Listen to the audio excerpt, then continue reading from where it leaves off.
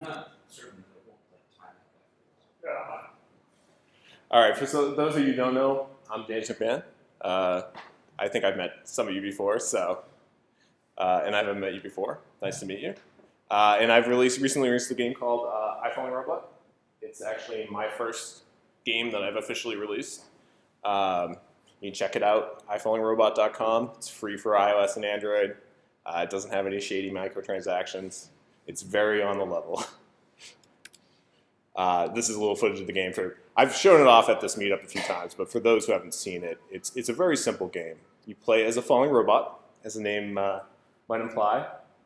You avoid these obstacles, balloons, girders, whatnot. The controls are actually accelerometer based, so you just kind of move your phone to do all this. If I go a little bit further in the level, you'll see, went too far. Oh, thanks, YouTube.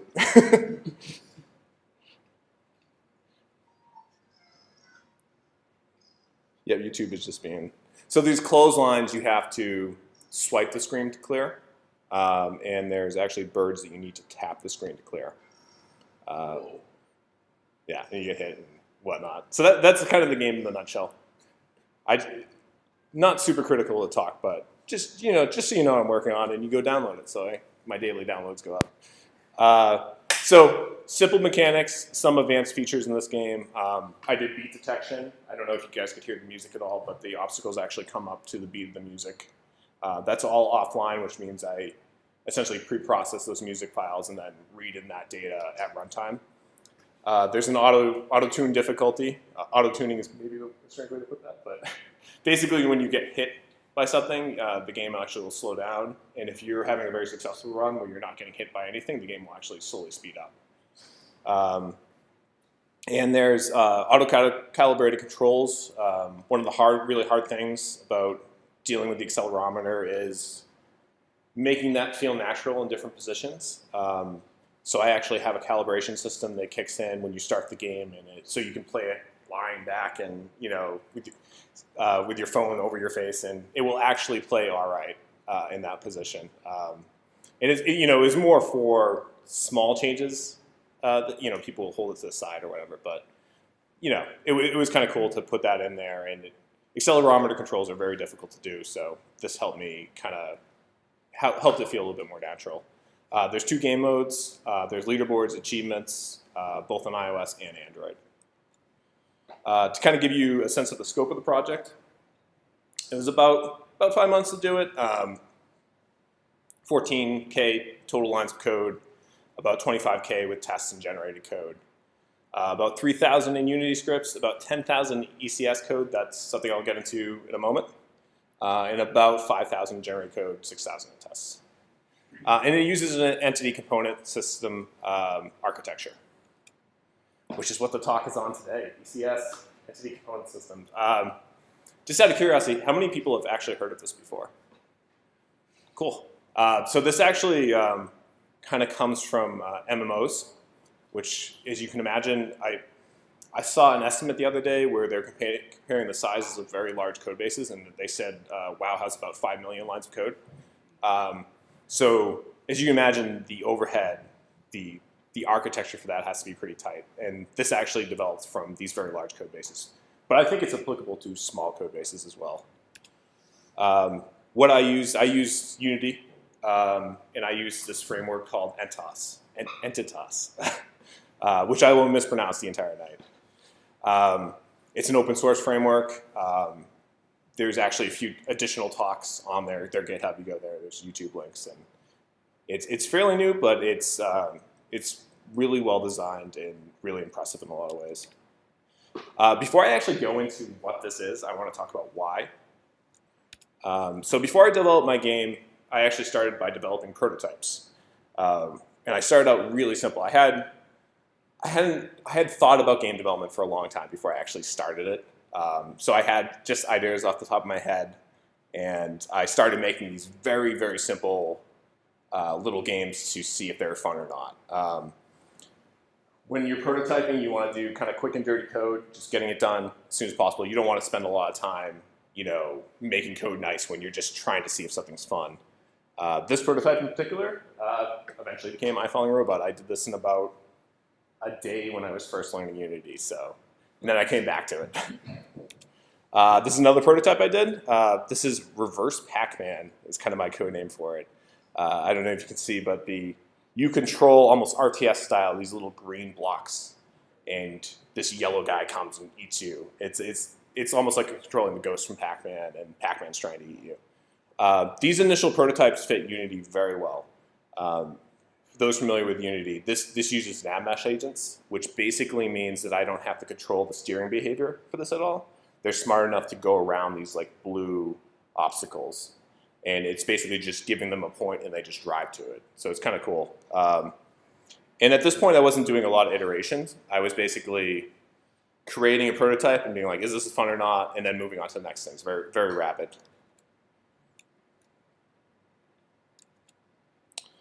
This is another prototype, turn-based Resident Evil. Maybe not the most original thing, but this is where I started getting into more complex prototypes. And what I started to see is I was doing more iterations because I was, I started this and I'm like, oh, this is actually pretty cool. What if I did this? What if I did this? What if I added a weapon system? What if I could knock down the enemies, etc. And what I found is the iterations I was doing were very costly. I'd end up like rewriting half my code base just to add a feature. So I was hitting these pain points with my prototyping, and I started to realize that my more sophisticated prototypes, like maybe I wasn't going to be able to cut it by doing really, really quick and dirty code. So what I wanted to do was be able to write clean and reusable code quickly. I needed to be able to add and remove features quickly. And I needed an architecture that I could kind of reapply to different prototypes. I didn't want to be reinventing the wheel and kind of rethinking my architectural approach for any prototype. And that's difficult because you could be prototyping anything. You could be doing, this is a turn-based game, there's real-time games, and who knows. So having a general architecture was just going to save me some kind of mental overhead there. I also needed something that was going to fit in with Unity and kind of use Unity's strengths. So Entitas in ECS. So the promise on their side, clean and reusable code, easy iteration, scalable architecture, and solutions to Unity's pain points. The slide I actually stole from one of their talks. So pain points according to Entitas creators. Testability. Those who are familiar with Unity kind of know that it's not the easiest thing to test. A lot of their classes are sealed. It's very difficult to unit test. They've actually started making strides in this. They have a unit test framework, and you can run unit tests in the editor now. But it's still kind of a pain point in Unity. This next point actually really didn't apply to me that much, but because the way that you approach the code, it's abstracted from the Unity engine itself. So that means that you can share code on the client and server fairly easily. Next is code-dependent logic, basically encapsulation. You can be disciplined with your Unity code, and you can encapsulate code well and make it easier to modify. But this approach really makes it very easy to encapsulate code. Next thing is querying. Those are familiar with Unity's tag system. Basically means you can tag something in the scene and look it up quickly. That's great, but you can only tag something one time. So if you have a scene, for example, when you have friendlies versus enemies, and you want to select your enemies, okay, you have a tag for that. That's easy. But what if you want to select what if you have red shirt enemies and blue shirt enemies, and you want to select the red shirt enemies? What if you want to select a red shirt enemy with hats and then have a specific behavior for those types of enemies? That's kind of annoying to do in Unity, and this really solves that. Last item is kind of tied into encapsulation. It's very easy to delete code because things are so encapsulated. Also, you don't run into situations where you have kind of dangling scripts on game objects. So if you've ever gone through and kind of cleaned up your Unity code base and deleted a few things, you have to be careful that you might have this like dangling script attached to a game object. So what is it? So ECS, Entity Component System, much like MVC, the name describes the components of the system. Component might be a bad word there because components are one of the components of the system, but you have this entity, which you can think of as a rough, if you're familiar with Unity, you can think of this as a rough analog to Unity's game objects. It's just a container for components. And an entity without components is actually useless. If you find yourself in the place where you have an empty entity in your code, in your state, you've actually screwed up and you should probably go back and delete it. Next up is a component. This is an analog of a mono behavior with one important difference. It's just data, no methods. And this is actually the first time I'm going to show you real code, but don't get too hung up on the code. I'm going to kind of explain it from a high level. If you don't understand it all, it's fine. It's kind of a lot to take in, just in a talk like this. But say you wanted to have something that represented positions on a grid and like a game board of some kind. Your position component would just be an X and Y float or an X and Y int, and that's all your component is. Let's say you wanted to represent health for a player or monsters. All that would be an int, and that's just your component. It's very simple. It's just data, and it's very granular. Components can also be flags. Empty component, you can still add an empty component to an entity. So in this case, in my game, for example, when you get hit by an obstacle, there's a period where you're invincible after it. And what I do there is I add an invincible component to my player entity. So even though that doesn't contain data, it actually just flags it as being invincible. So when I need to act on it, I know it's invincible. You can also do things like if you want to mark something to be destroyed at the end of a frame, you could mark something with a destroy component. So next up is this pool.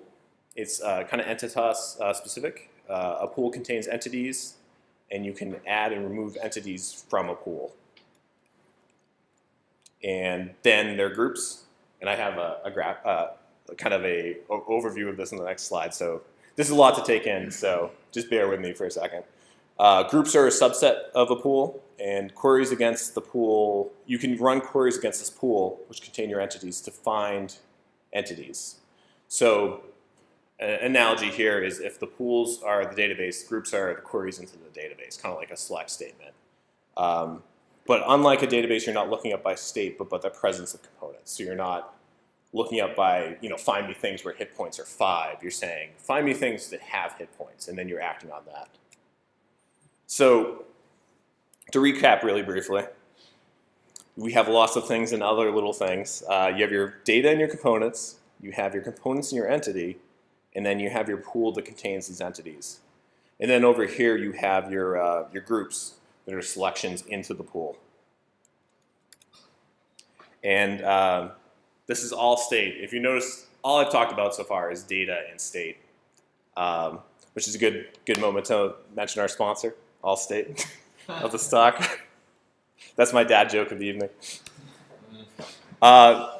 So this is a kind of heady quote from a famous computer scientist, Alan Perlis, who was a big Lisp guy. It's better to have 100 functions operating on one data structure than 10 functions operating on 10 data structures. And what this means, I guess, and how this applies to ECS in general, is that you have a global state. So when you're operating on your state, it's just this big pool of things. You're not, unlike object-oriented code where you kind of have little boxes of information, you have one big box of information that you can easily access. So there's also this, the next part of the entity component system is the system itself. And this is basically where the code lives.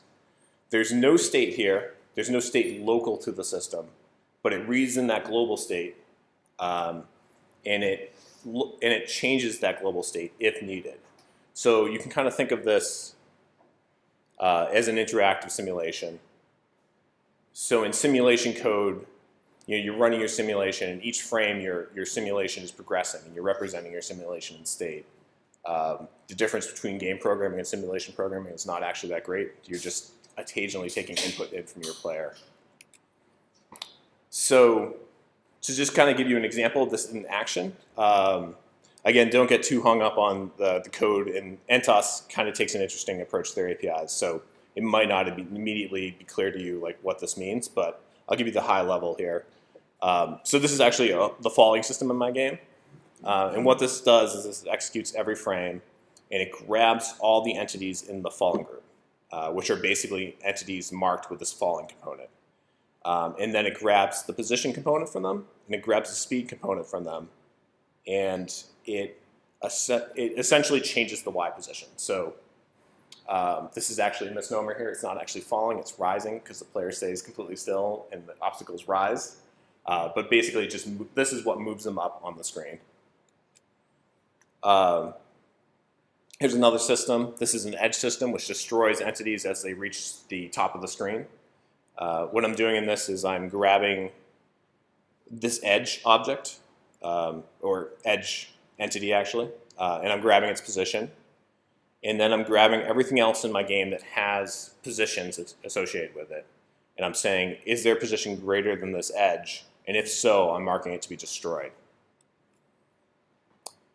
There's also a few other types of system. There's a reactive system. And basically, the difference between this and the previous systems I showed you is an execute system just fires every frame, and a reactive system reacts to the changes in the pools. So it's basically kind of encapsulating the concept of looking into your state and seeing if you should actually fire and act on the frame. So it only fires on frames that they are needed. This is actually not in my game. This is another example project I did where you have an exit system. And what this is doing in a nutshell is it's saying when the player moves, that's what this trigger does. So a player is marked as having, it's marked with a player component and it has a position. So when that's changed, it wakes up and it says, where's my player? All right, grab all the exits in the game, and does the position of my player equal a position of an exit? And if that's true, it goes to the next level. This is almost not worth mentioning, but there's this concept of an initialization system that runs at the start of your game, and that basically just sets up your entities and your components for the start of the game. So in this case, this is a player entity that I'm setting up. All right, so now that you have the kind of high-level understanding, let me actually show you a real-world example of this.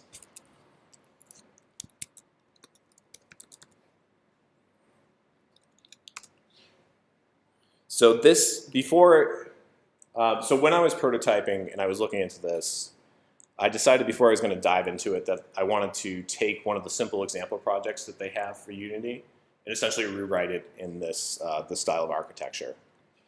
So let me just show you this game real quick.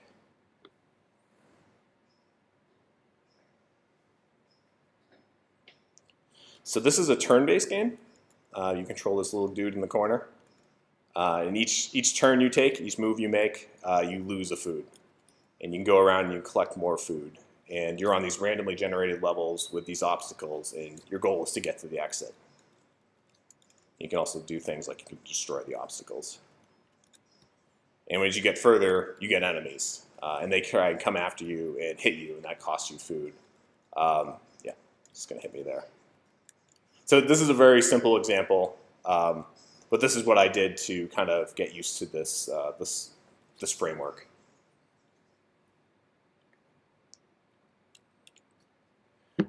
So if you actually look at the original code here, it's fairly small, but you can immediately see some kind of things that would be problems if you were developing this game and making it larger and adding features to it.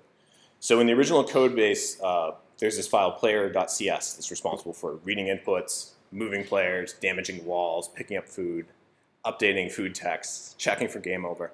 Basically, it does everything. And it's when you kind of put all your code in one place like this, and you have the script attached to your player, it's difficult to change this radically or introduce new features without breaking everything else. Versus the ECS code, where you have multiple systems, each with a single job.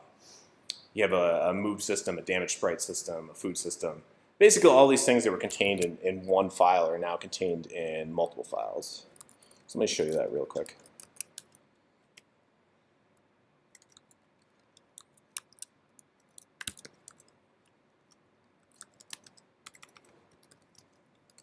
Oh, jeez.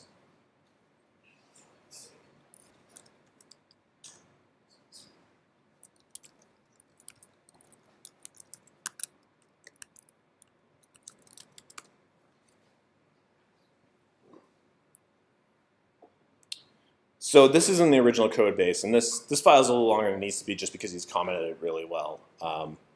But you can kind of see that, when you're updating, so this update block, which is, for those not familiar with Unity, this is called every frame of your game. It's grabbing your input and it's attempting to move the player. So you're grabbing your input and moving the player at the same block. You're doing things like you're reducing your food, you're updating the food text, you're doing your collision detection here, you're playing sounds. So it's a bunch of different things in here. It's a really small example project, but this is about 200 lines of code. And then if you look at the Entitas example, it's these systems are much smaller and more to the point, and they're only responsible for one thing. So this exit system I actually showed you earlier, you have a food system that is looking for the player to overlap on food, essentially, and then picking up the food and giving it to the player. That's all this does. It looks like it's actually playing audio, but what it's doing is it's changing the state to say, I want to play this. You can think of it as like queuing it. It's saying, I want to play this audio in the future. And it's adding, it's incrementing your food total and destroying the food. That's all this is doing. So this project is actually the Entitas version. So let me kind of show you this in action.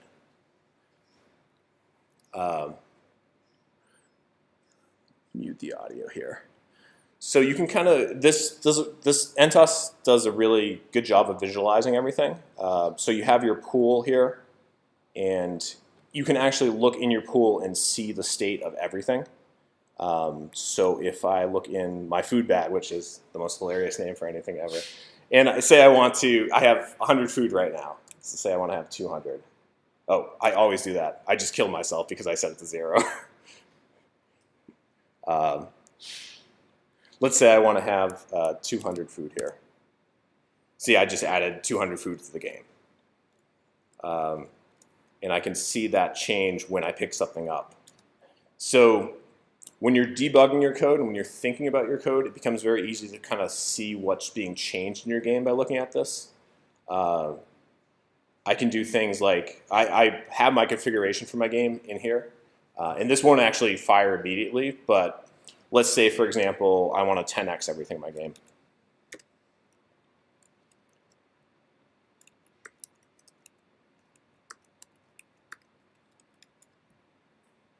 So I'm increasing the amount of walls we have, increasing the amount of enemies. I think that's good. It's not going to take effect immediately. Let's just go to the next level and we'll reload.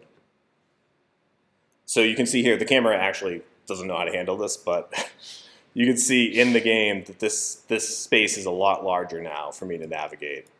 And I did that with just changing a few configuration things. And now I have all these enemies on this game board, and it scales really nicely.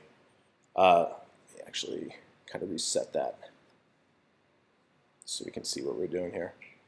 The other kind of cool thing with this is the system view. So you have your pool, which is your state, and then you have the system view that shows you all the systems running in your game.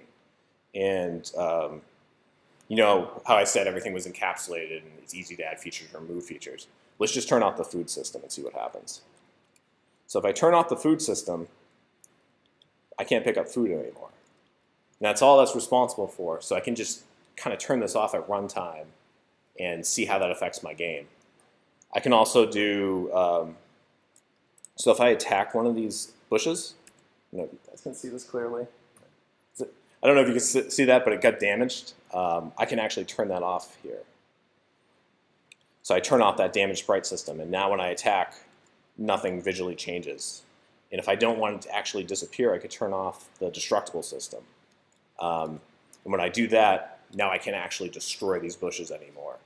So at runtime, I'm turning off these systems, and I'm kind of changing the nature of my game by turning these things on and off. I can turn off my exit system. I can't go to the next level. So because all these things are granular, you can turn them off. You can add, remove things very easily. This also has like a really nice feature where this little pink graph here, which is really flat right now, is actually showing me the performance of everything. And you'll notice these numbers that are changing next to the systems. That's showing you the performance of each individual system.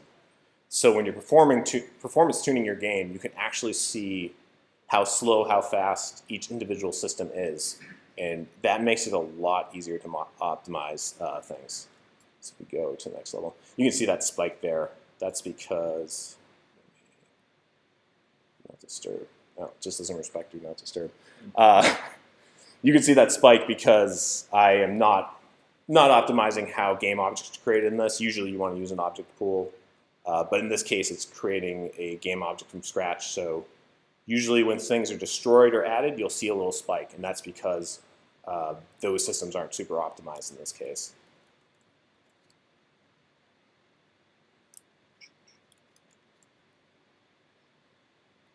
So I kind of already showed this. Let me switch over to my game real quick. So it's kind of showing on the example project just because it's a little easier to digest. It's fewer systems, but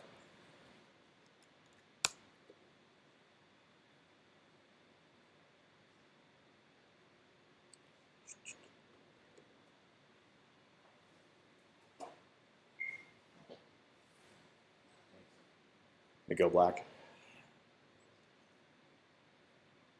So this is my game in action. And you'll see here, I'm going to mute that audio. I have systems, I have my pool. I'm going to very quickly turn off my collision system here because I can't play and talk at the same time. So I'm just going to turn that off. And this is something I always do when I was debugging. I just turn off the collision system. So now I don't have to worry about that. You can actually step through this code. So if I pause it and use the Unity debugger, I can increment it, and I can see, find one of these. So this is actually a cloud in the background. I'm not sure which cloud this is, but as I increment it, you can see that the state is updated. And because the state is so easy to look into, it makes it very easy to debug things, and it makes it very easy to kind of understand what's going on in your game. So if you have something that's just breaking, you can kind of step through it and very easily see what's going on. And the systems make it very easy to see kind of the performance of your game. Filter this down to the collision system. So you can see that I know the performance of each one of my systems here, and I can kind of see what takes a long time. And this was very useful when I was trying to optimize this for Android devices, which is older Android devices were what I had the most trouble with. So there's one more aspect I haven't covered yet, and that is the testing. This is a huge thing for me. In my game, I actually have about 400 unit tests that I can just run. I can see what each system, make sure that each system is doing exactly what it's supposed to do. So let me see. So this one's very simple. This is just an initialization system. All it does is create windows. It's just testing that one thing.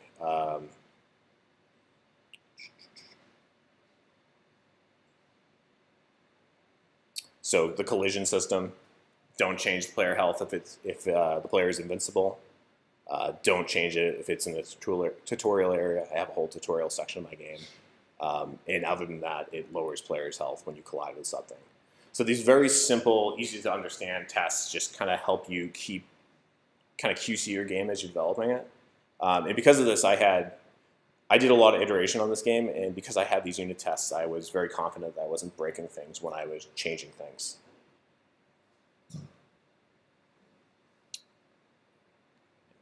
lost my slides here. So kind of at a high level, the test for, because systems are so simple, the tests for systems usually consist of 3 parts. You set up the initial state, you run the system, and then you check the post-run state. It's not very exciting, but it makes it very easy to test this stuff. So this right here, what I'm testing is, this is actually the system that handles touch behavior. And when you touch the birds, they explode. They don't actually explode, they separate into little bird clouds. But what this particular test is saying is this system, after you run it, will remove the touch input that's kind of exists in state. So I'm setting that up, I'm executing the system, and then I'm saying that's no longer available in the pool. Here's a few more tests. This one is setting up the touch input because the entire system is keyed off of that. And it's then creating a bird entity. In my code, I call it a breakable entity.